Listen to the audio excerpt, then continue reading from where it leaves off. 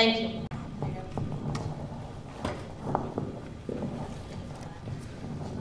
Yeah, the main organization that I've chosen to support is Young Life.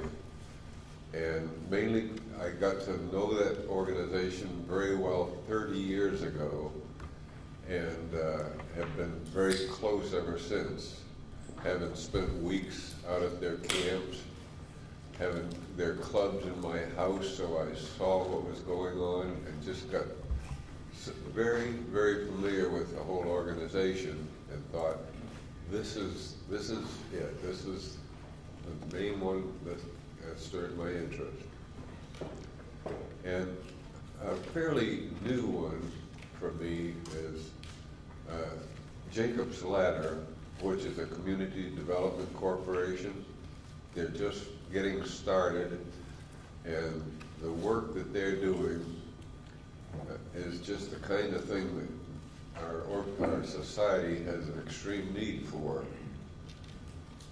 And I first was exposed by volunteering to do some work in the community, and then got closer to the organization and got to feel that, yes, I think this is where I want to put more effort. There are other organizations that we support that we're not as close to, but have such an outstanding reputation, like the Church Health Center, Salvation Army. Those we just financially support, but I'm not into the details so as completely. But we do, I got on the board of directors at Jacob's Ladder, and looking at the financial statements and the performance of the people involved just makes me feel stronger and stronger that this is going to be something that's worth supporting.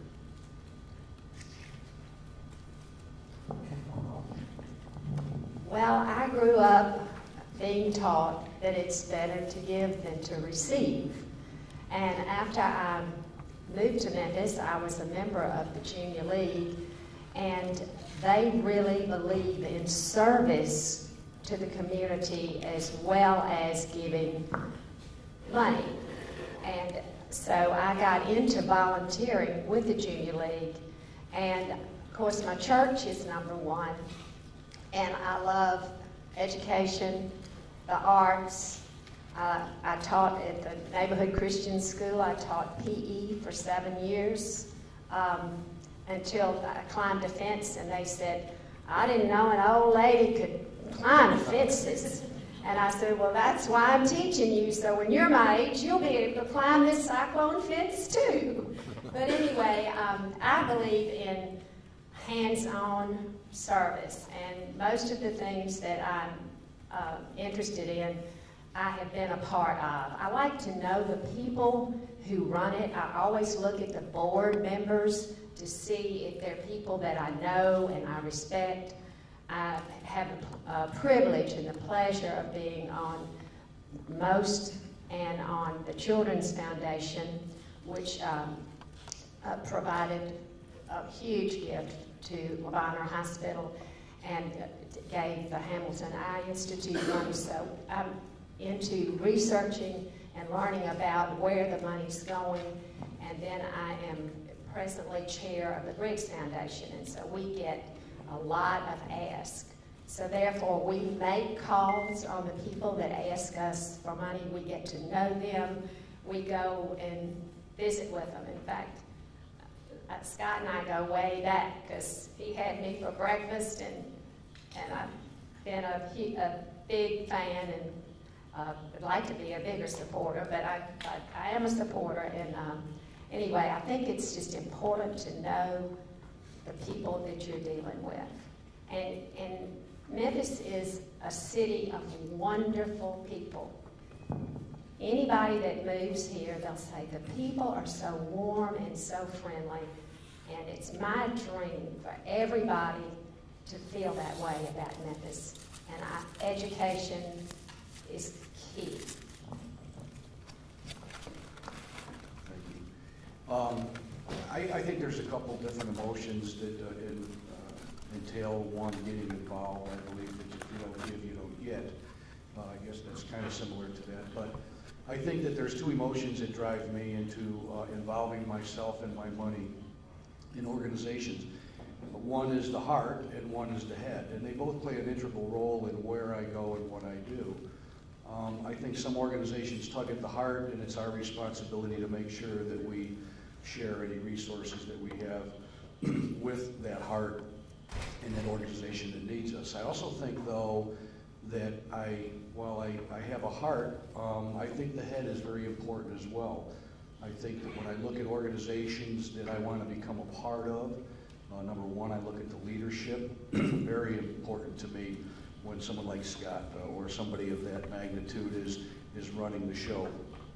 I also think that it's important that the organization has sustainability. I don't want to be the guy that writes a check so that you can make next Thursday's payroll. I think I want an organization that's going to be around a long time and does good things. And most important, one that's run like a business and can give me measurable results of why they're successful, how many lives they change, what percentage of their revenue is going towards their mission, how much of it's going towards the bureaucracy that they might have grown over the last years or as they got bigger. And so that's how I focus who I get involved in and what I do. Sometimes it's nice to write a check because your heart got tugged, and that's cool.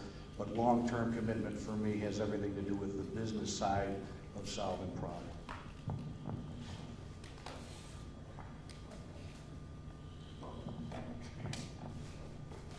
That's good, Mike. I'm not going to stand up. I ain't going to preach today. I just like to say that I appreciate Pearson inviting me to be a part of this panel today.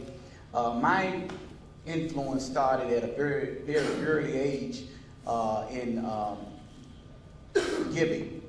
I had three good mentors that I can look back on. I was sitting there just thinking, kind of recapitulating a little bit about the mentors that I've had in my life. Number one was my pastor. And my pastor would often say, God has given you two hands, one to give and one to receive. And I took that. And then I had Fred Davis would often tell us, if you don't own your own time, so it's perfect for it to be at the Society of Entrepreneurs, because entrepreneurs pretty much own their own time.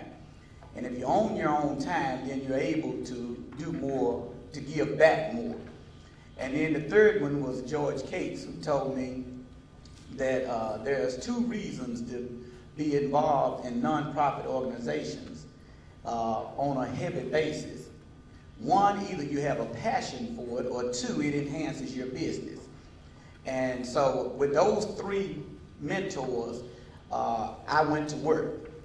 I was so busy giving and giving up my time until I wanted to try to consolidate it in some way, because you have a lot of organizations out there that are doing great work, and you can have a lot of passion for a lot of different organizations, but you can be so diluted in all of them till you're not effective. So I wanted to be more effective, and that's how I got involved with helping to be part of the ownership of the Memphis Grizzlies, because the Grizzlies was an opportunity for us to consolidate our giving through one organization that helped many. And that's how the choice came to become an owner. I knew going in that there was absolutely no financial rewards for me by being an owner of the Memphis Grizzlies. We knew that that was a dead-end street when it came to profitability. But there was an opportunity for us to give to numerous organizations and to have less time involved. Well, now that I've sold my interest in the Memphis Grizzlies and have gone back to my basic foundation, I went back and drew from the three mentors, and now my passion is Boys and Girls Club. And my passion for Boys and Girls Club is because I live down the street from the Boys and Girls Club on Walker and did not know that I could be a member. So for many years, I saw other kids enjoying the benefits of Boys and Girls Clubs, and I didn't. So you should definitely allow your passion for organizations to really drive you in your giving, but you most definitely should utilize the first exemplification that I got, and that's one hand to receive, one hand to give. Not both of them to just get. Thank you. I think that the best part of this will be also just interaction with you guys. So who has the first question for this panel? I do. What is Jacob's Ladder? It's a community development corporation. And what they mainly do is everything that they can think of to improve a poor neighborhood. And the neighborhood they've chosen is Beltline, which is fairly near the stadium. And I think one of the more valuable parts of what they're doing is setting up training programs.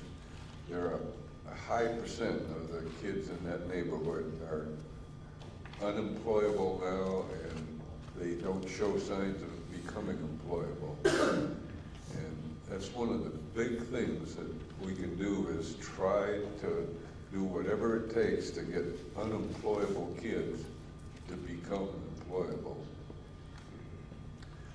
And also the physical aspects of improving the houses, remodeling and so forth. Just generally bringing up the welfare of downtrodden neighborhood. I was just curious, when people approach you about charitable giving, what is the best way to approach you that you find to be the most effective? And then contrary to that, what would be the one way that you're approached that just automatically turns you off?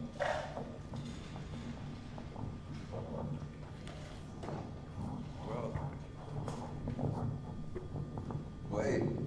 my experience, the two organizations that I indicated I'm mostly involved with, it all started from no one approaching me to give to the organization, just started to find out what the organization is about. Like Young Life just started having clubs in our house 30 years ago, and just watching them and seeing the results made me feel this is an organization I'm going to support. And I just haven't responded much to any organization that just comes to me and says, I want you to give money to our organization. I need to get familiar first. So for you, it's hands-on. Yes. For all, you should get into that question, especially Buzzy, from being on the foundation. Is there anything that you've seen good, bad? I think an invitation to come and learn is the best approach for the first time. Just say, I don't want to ask you for money, but you may not be aware of what we're doing or what I'm doing, and you just take them and you let them meet your staff, see the people whose lives you touch, and if you are enthusiastic, then I will lead an enthusiastic participant. But I think that also you need, if people have given, you need to keep appreciating them. Because I know there are a lot of organizations that say, oh, well, yeah, they always give, and they kind of put them on the back burner and start somebody else. So there's nothing like letting people that give to you know, whatever level, you mean something to us. Yeah, Buzzy, you're right on. I would say what turns me off the most is when someone would call because they have this goal to reach and they need, I don't know about your goal. I'm not really into your goal. I'm really into finding out more about your organization. So those that would invite, as an example, I would take people to Youth Villages campus. That serves two purposes. One, and Scott, I've been to your place, and the reason I got bought into a church health center was touring the facility. I went under the same conditions, that we didn't need any money or time, we just wanted you to see this facility.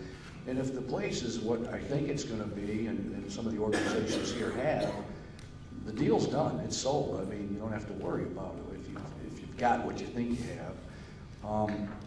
But the reason it serves two functions is when I try to raise money and bring others into the organization, it's a recharge for me, depending on the organization I'm in. I'm bringing people out there, and they get to see it, and they're in. And plus, I get to go back to my own business feeling a lot different than I was. So it's a dual purpose. So I think the key is get them out there and let them see what's going on. Well, for one, a turn on to me is faith-based. That's a turn on.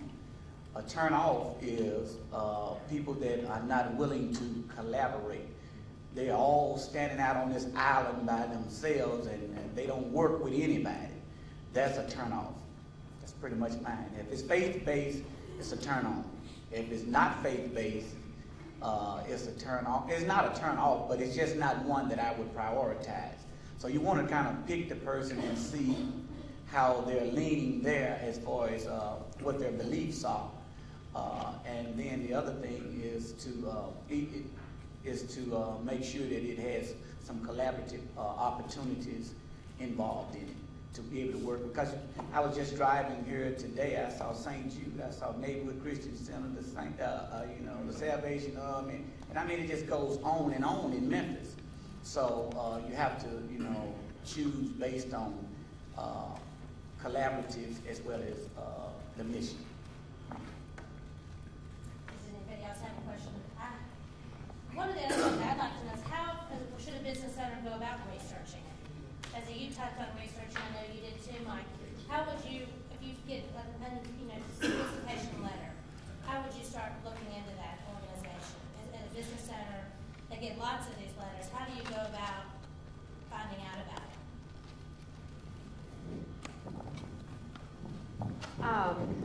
I start asking around to find out about the organization, and one thing that I do often is I will look, like I said, I like to look at the board. I like to know who's running it, and I like to know the mission, and I also look to see who supports it, what other people, foundations, and all of that.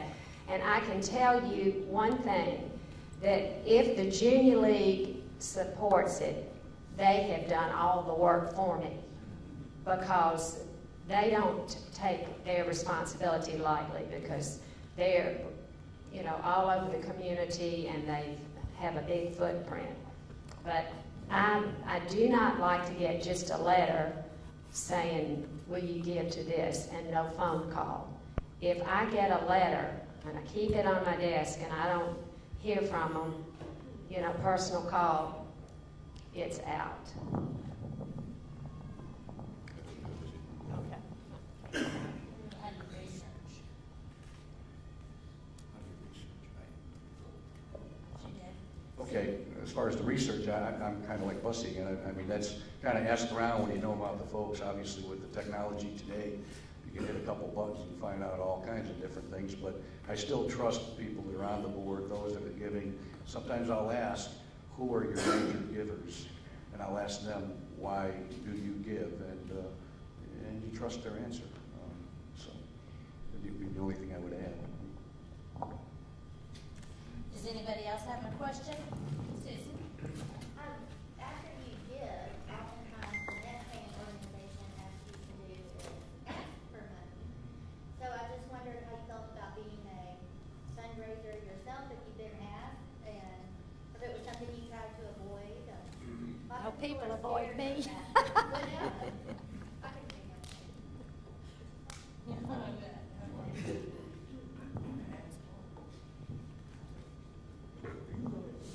I think part of the responsibility, if you become a board member in any organization, is, like it or not, you're going to be fundraising, unless you got a pretty good sized checkbook yourself to get out of it. But one of the problems that I would caution in this dialogue is that when you are fundraising, you gotta make sure that, and I do plenty of it, I ask for a lot of money in a lot of different places, is you gotta make sure that the persons that you're asking for money are not giving it to Mike, or, you know, or to get Mike off his back, or I owe Mike a favor, because that becomes an endless deal of writing checks back and forth. And I learned that the hard way many times. You'd be asking for money and you get it, and I was writing the same amount right back. So I would caution anybody in the fundraising arena, and Leo is a specialty at it, but you got to give it to the organization. Don't give it to me. If you go out to that organization and you're not impressed or you're not moved by it, then you don't need to give. Don't give it to me anymore. I don't want the money. I want you to give it. And so I would certainly say that. But I also do say, like I said, if you're on the board, that's a responsibility that you've got to raise the money, or at least write the check, or give your time. And all of us on boards know that there's plenty of board members that would appear as though that they're there for a resume, and the other ones carry the weight. It's just how it is. Question. Even though the data shows that during recessions, except for one, historically giving has not gone down. I know a lot of nonprofits, including perhaps in this room today, are very nervous going into 09, concerned whether they should be as aggressive in their fundraising because the funders may have been damaged in their ability to respond given what happened in the economy, especially the last quarter. What advice would you give to the nonprofits about whether they should pull their horns in or continue to go out and actively raise money? I would say that organizations should continue to pursue trying to get more donors. I think they should be a little bit more tactful about it and strategic about it. And also, that's a good opportunity to try to see where you can pool your resources together and go after, because a lot of the donors in Memphis are pretty much the same ones, except those that have passion for organizations that they focus on and just donate. But for those that give to multiple organizations, they're pretty much looking for the consolidation as much as possible, where they could give a gift and have just as much impact rather than giving to a lot of different organizations that are pretty much doing the same thing. So you may have some collaborative opportunities there where you haven't worked with an organization. Be a good time. Statistics have thus far shown that charitable giving may be down slightly, but it's still one that is very prevalent in people's mind, and you still have a lot of people that are giving.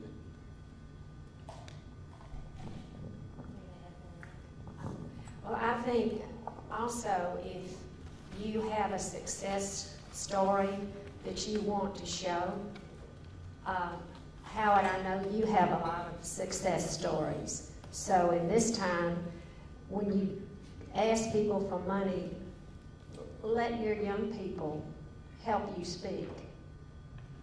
That's so powerful. I don't know many people who can refuse that, because it's just a wonderful, powerful story that you have to give.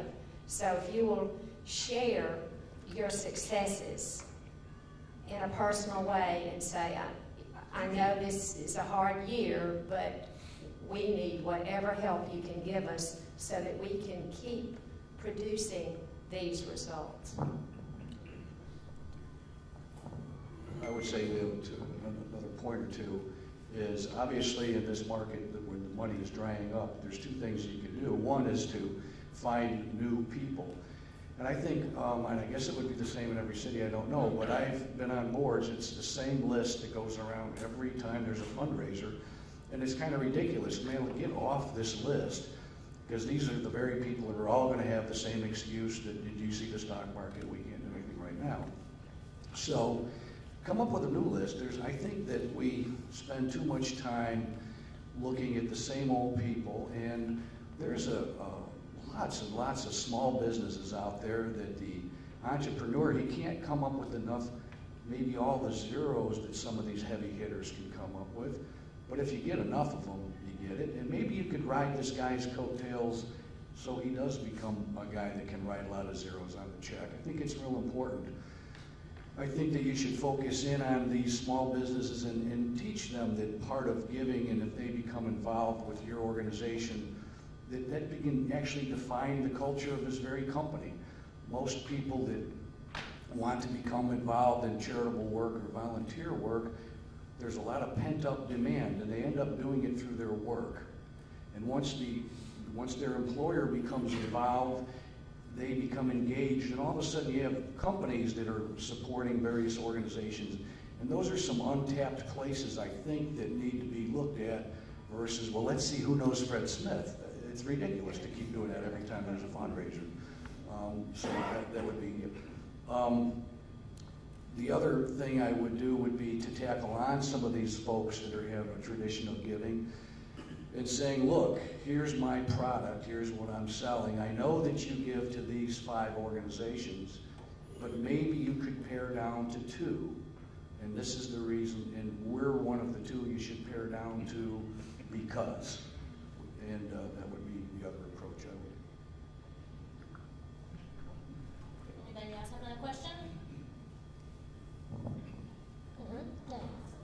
I noticed both of you made reference to, is it good for your business in terms of your own evaluation process?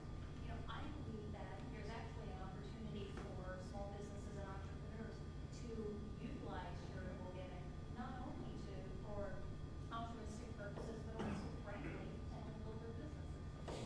By working with an organization who's going to specifically be creative with that, how can we put a fundraiser together that actually helps you reach your target market? Do you concur with your ones? Yes. Yeah, I mean, the culture of contract has everything to do with giving. On Friday, everyone gets to wear blue jeans that cost you $3, and that money gets divided at the end of the year. This year was $24,000 in 08. Not a ton of money, but it's still something that, okay, we're going to have 3 charities this year, 3 nonprofits, we're going to give that money. Forget the $24,000. What it does is you're wearing the sticker of the company or nonprofit that you're supporting that Friday. It's a feel-good thing for the company. Even our trailers, we put all the youth villages on the huge decals on our trailers.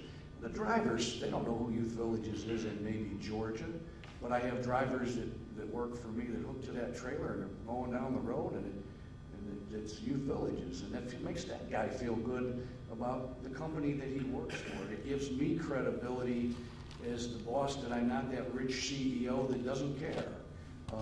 So it lends credibility to myself as part of the culture. So is it good for business? You betcha. It's the best money spent.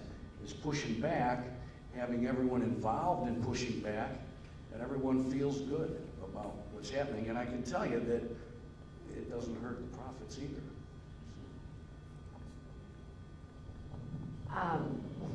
In my end, which is face-to-face retail, it is overlooked by a lot of the people who ask. They expect. So.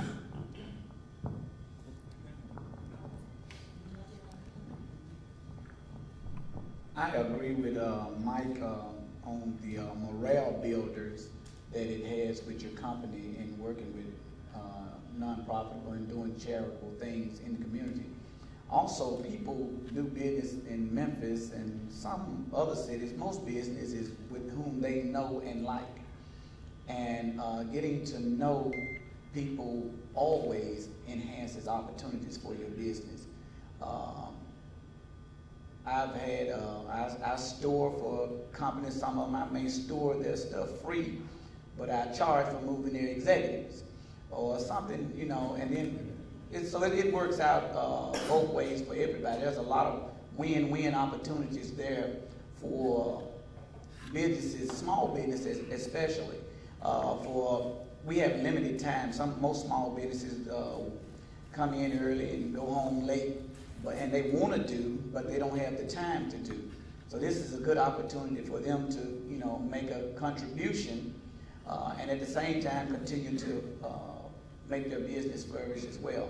And word of mouth gets around, you know, just like people know who all of the givers are, people know who they would refer to someone to in order to do business with because of their charitable giving.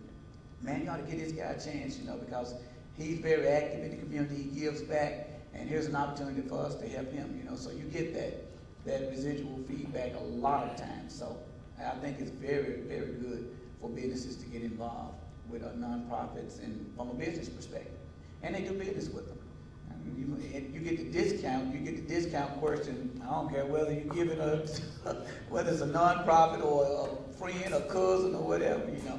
You're going to get that. So it's better to get it from a nonprofit because it builds more value. As a small business, would you recommend that we set a certain percent of our profits that we give to charity? Or how would you recommend that we decide how to do that? Well, I don't set a certain amount that I give to, because different things come up all year long. I may have a budget as far as what I allocate for charitable giving, but that could go off the Richter scale sometime because you have so many people coming at times when, and you really appreciate what they're trying to do and you try to step out and help them, and it may not even be in your budget. So a lot of times small businesses do things way above and beyond their budget, and also you want to give your employees an opportunity to help make some selections in some of the things that you support as well. And that could come up at any given time. I mean, we have drives and fundraisers for employees' kids, you know, and different things. So you may have a budget, but 9 times out of 10 you will exceed that budget if you give your employees an opportunity to participate as well. I would add that I would not do that. I would not, because once you say we're going to give 1% of our profit or whatever, first of all, 1% is about all you can afford, probably, and it doesn't sound like a lot, and then you've locked yourself in and it's over and it's a non-event. I would rather continually come up with something every other month or so that might add to 1 or 2%, whatever the number is at the end of the year, and that's a heck of a lot more bang for your buck than claiming that you give 1%. The other thing is not the money, it's the time. Allowing your employees to go volunteer their time. The money will come once they go and get engaged with the organization that you've allowed them as the employer to go be with. And so I think the time is just as important as the money. I think most of you guys that are running organizations would appreciate that. Mike, I know that you let your employees go off to go and do that on your time. Did any of the others, does Barnhart let their employees go and volunteer while they're on your clock? Oh, yes. Yes. And paying.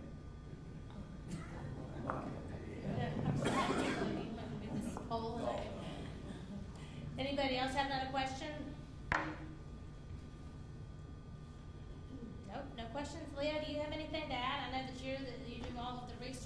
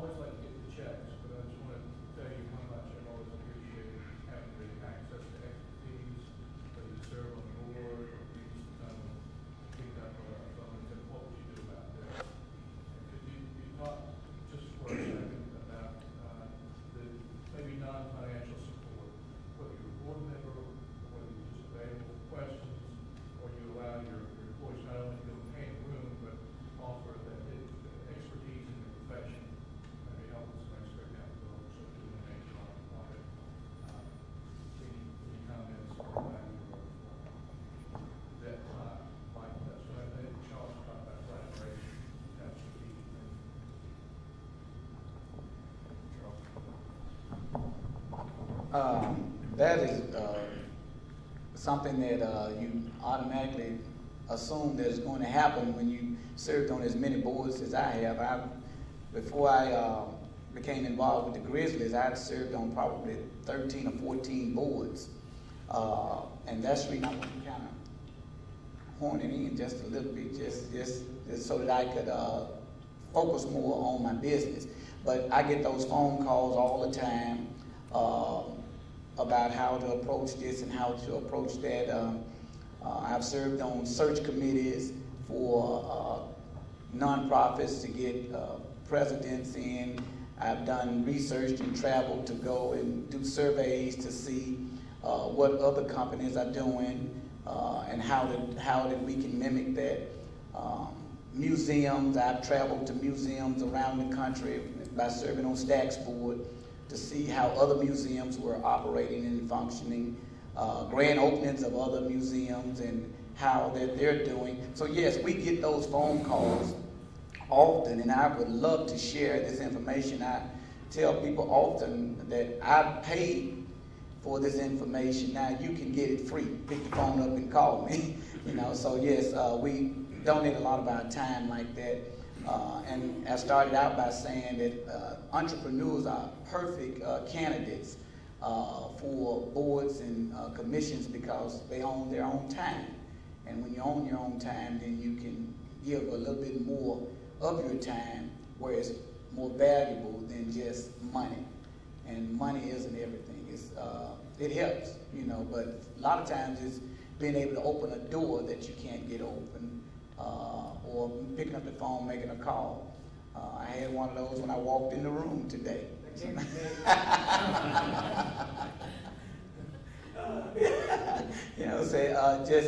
I served on the Church Health Center board for about 5 or 6 years. So if Dr. Morris needs something, and I can be of help to him, I can make that phone call for him, or whoever, So it works. It has a very good impact to your bottom line when you look at it. Right. Any other questions? And then do you have any closing remarks? I think, okay, Jay. I'd like to hear more from your own personal experience on what makes a good board member. From from a board member's perspective, or?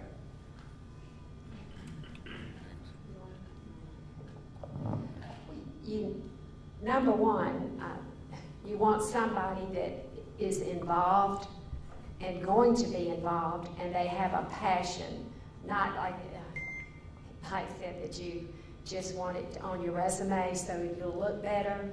You want them to be a proponent of what you are doing. You want them to be talking about the exciting things that are happening so that they can be your missionaries, so to speak, so that they can get the word out to the community. Because a lot of us have no idea. Well, you asked, what was Jacob's Ladder? So he could be the missionary for Jacob's Ladder. And you want board members that are going to be preaching and telling everybody they meet. And you also want board members who are going to give what they can. And there are a lot of ways that people can give. They can serve, they can give their advice on finances, accounting, or marketing, but you just want somebody committed. It's a good wrap-up. So when you're asked, when you're asked, make sure you follow through with what you say you're going to do also. Does anybody have any closing remarks? We started a little bit early, which is great because it gives you plenty of time to do the Salvation Army tour. Yes, Charles? I just want to say one thing when it comes to selecting your board members. Choose board members that bring immediate value to your board, and strategically do that. We needed an attorney on our board. We went and sought an attorney that could come on our board that could give us some legal advice. We needed legal advice. We needed at one time, in one of our boards, we needed HR. We were doing some serious hiring. We had some turnover, and we were restructuring. So we went and found somebody that has some HR expertise and asked them would they be on our board. And we got a lot of that expertise free. Your board can save your bottom line so much. Accountants, I don't know about accountants, they be want to get paid. But the legal and the HR aspect, you can pretty much add a lot of value to your board. So always strategically seek these particular people. If it's someone that you know has influence in the development field, programming field, you know, you want to get somebody that knows something that can add value to your organization immediately. And so that would be my advice on that. And one thing I would do would be run reference checks on the board members. So often we get tied up where we think Joe Blow, president of this company, wow, it would be so cool to get him on the board. And then you get him on the board, he never makes any meetings and he doesn't ante up. So I guess it's okay for the stationery to have his name on there, but fact is he's not anteing up. If you're after Joe and he's the president of the universe here and he's the dude, find out how many boards he's on and start calling up the directors and saying, is the guy put out or not? Is he any good? What's wrong with doing reference checks on board members instead of just sitting there, boy, we sure would like to get that guy and find out he's no good. So I would offer that advice. In closing, what Buzzy just said is that what she would like to do is to go around the room so that, because one of the things they've stressed is that you do your research, you find out, you talk to people that are involved in different organizations. So what she would like to do is have everybody go around the room and say an organization, that their name and what organization they do have a passion for, so that then if there is anybody in this room that you can ask, that you'll be able to find out from them what they do to be involved. I think that's a great suggestion. So why don't we go ahead, Maureen, you want to start? I'm Maureen Myers, and I am president of the 20th Century Club in Collierville. And what we do is we put on the Fair on the Square every May, we raise the money, and then we just give it in grant form back to the community. Major Mark Woodcock, and my passion is this place right here. I'm David Jordan with Agape Child and Family Services. I've been there 14 years, and it is my passion. James Stout, commercial field. There are so many literacy councils way up there. Mark Janini with Service Assurance. My three passions really are the Greater Memphis Chamber, Boys and Girls Club of Greater Memphis, and the Bruns Museum. At Ferguson, and my passion, two of my passions, one is First Works, which is a group that works with children after school, and then the second one is the Making Strides, the breast cancer side of American Cancer Society. Jay Myers, I guess I'm the dude of interactive solutions, right, Mike? Four passions. One, my wife up there, number one, right? So, the other three, the Better Business Bureau, Junior Chief, and Boy Scouts. So I know Larry very well up there. He's not good board member, Larry, or you can already answer that. Well, you put yourself on the spot there. Yeah, it's only other love is baseball. Scott Morris, Church House. Mary Morris, ditto. I'm Robin Winston. I'm with Independent Bank, but my passion is I am chair of LeBonner's Young Adult LeBonner Leaders. We are a group of young business professionals that we're an auxiliary group of LeBonner Foundation, and we raise money for LeBonner and also awareness for the 25 to 45-year-old age demographic, the up and coming future leaders of Memphis, to get them actively involved with LeBonner and financially supporting LeBonner, so that when their current sustainers move on to do other things, that our organization can step in and replace the leaders. I'm Darrell Usleton. I'm involved in several different organizations. A couple with the City of Memphis Public Schools. I'm on the Professional Development Advisory Board and also the Family Literacy Advisory Board. I'm also the president of the Sales and Marketing Society in the South, which is a nonprofit organization that helps and support people that are in sales and marketing. I'm Clark Thompson, TV2 Multimedia. We're involved in both time and dollars with Hope Presbyterian's urban and world missions programs. Through that, we've also become involved in the Memphis Athletic Ministries, which is a great program. We also do some support for St. Jude and for the Neighborhood Christian Center. Again, it's both from a business and from a personal dedication perspective. It's well, you guys hit the nail on the head. You find something you can believe in and do it from a company and from personal. Lauren Cruz, Hope Church, and Boy Scouts of America. Shay with the Junior League, and we have so many passions, it's kind of hard to narrow the focus, although First Works and Agave are two of our newest projects we're going to have for 09-10, so I'm so happy this year that somebody else thinks those are great as well. And you know, Hope House is one of our babies. We founded Hope House in 1995, and something that we continue to be passionate about. And the league just has this ongoing list of projects we research every single year. And as president-elect that I am right now, I get to sit on that committee. So I've just heard all this research about 30 different agencies in Memphis, and we had to narrow it down to 15. It was very difficult, but so there's just so many passionate projects here in Memphis, and we are striving to keep every single one of those viable through the league and continue to give hands and money as part of our mission. So, Missy Rayner, and I am now fund development manager with the Girl Scouts. So that is my #1 passion as we speak. But I'm very involved with Le Bonheur Club and my children's schools and my church, Second Pres. Steve Carpenter and Salvation Army Croc Center is my main focus at this point. The Croc Center involves arts, education, recreation, and worship. And for me, it's helpful, as Charles was saying, the collaboration with different groups. I was the headmaster of Inner City Elementary School for 10 years. So education is a passion of mine for children. And then I'm a priest in the Anglican Church. And so through the Anglican Church and traveling various countries with that is another passion. John Sadlow. I'm involved in a couple ministries. Most of them are centered on at-risk youth, kind of in Memphis. One I'm heavily involved with is called Wymont Ministries, and it's basically academic, spiritual, and physical enrichment for kids in the Whitehaven area.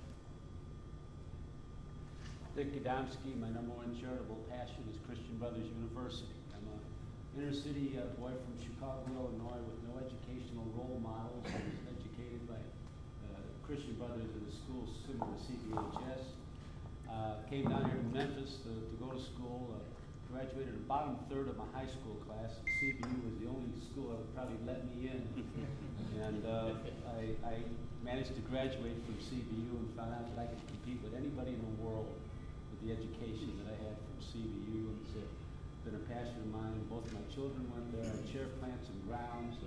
I've got a 25-year vision put together for the future of the university. We're getting a brand new president. It'll be the first non-Christian brother president in our history since 1871. But John Smerelli, I think, is going to be a passionate leader, even though he's got a Jesuit background instead of Christian brother, but we're going to convert him. And I hope to introduce him to every one of you and let you know what we're going to do at CBU, but we continue to focus on being what I call a blue-collar school. We're here to teach inner-city kids that they can get a great education here at Christian Brothers University. My name is Jay Healy, and I am a longtime board member of the RISE Foundation, which is a nonprofit here in Memphis. I'm honored to serve as chairman this year. And what RISE does is we foster self-sufficiency with the working poor in Memphis. We do that through a combination of financial literacy education and incentives. To give you an example, we've moved dozens of families from public housing to home ownership over the last 5 or so years.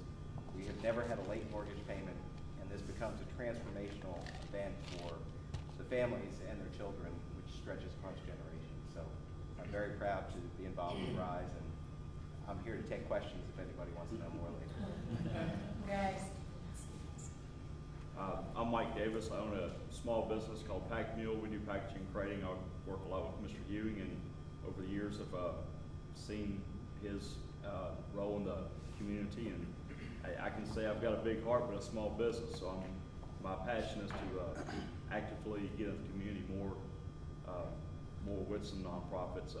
However, Super Sunday is a great deal. I'm there every Sunday, so youth villages, and have done some work, hands-on work with St. Jude in the last year. My name is Barry Lichterman, and I'm with a company called Zumedia Inc.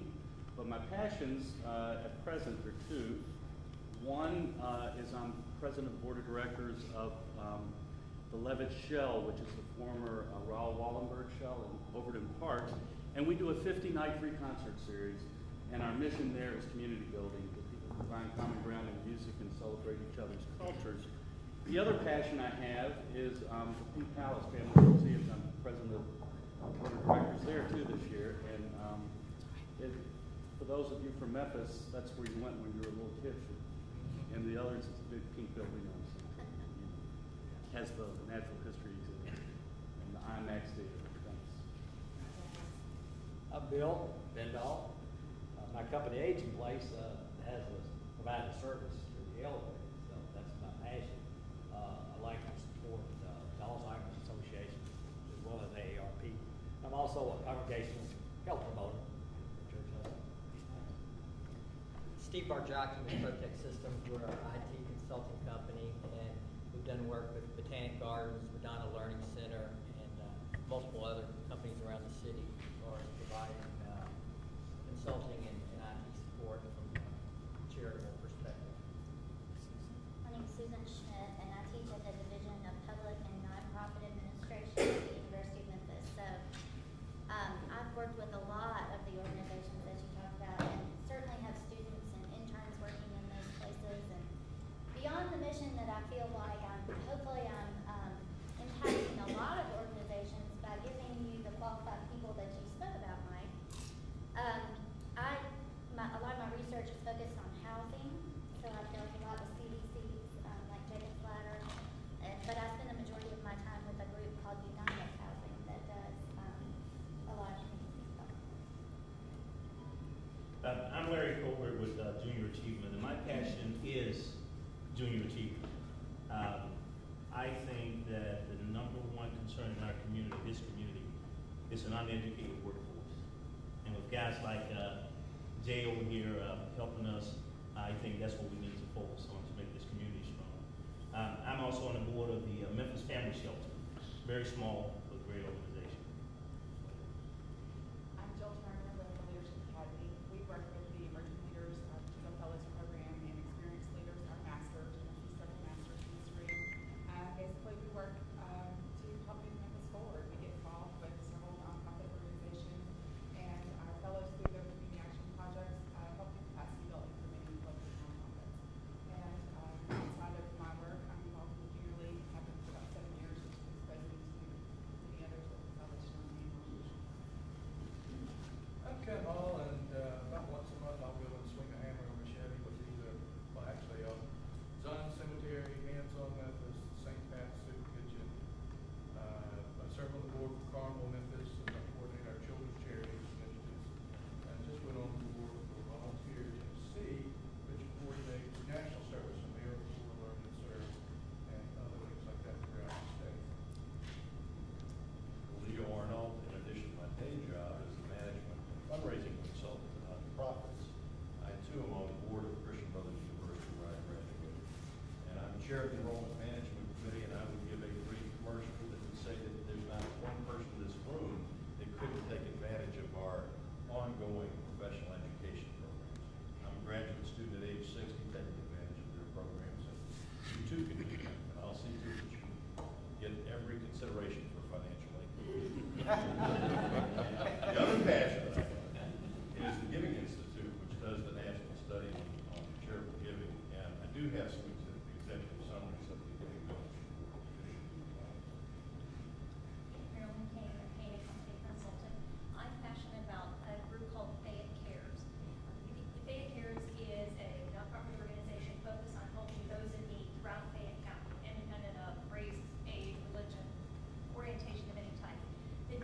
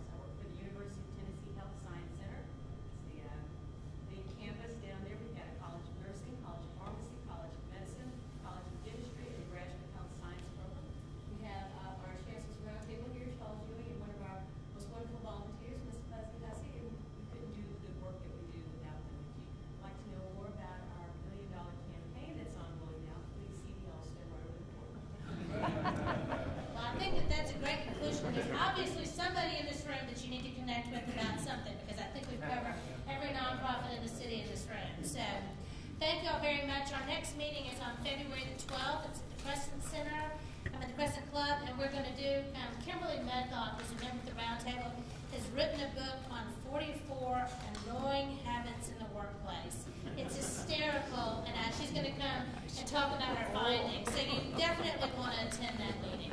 So I'm sure you'll get an email from me soon. Thanks for coming. Thanks, guys. Thank you. It's hysterical.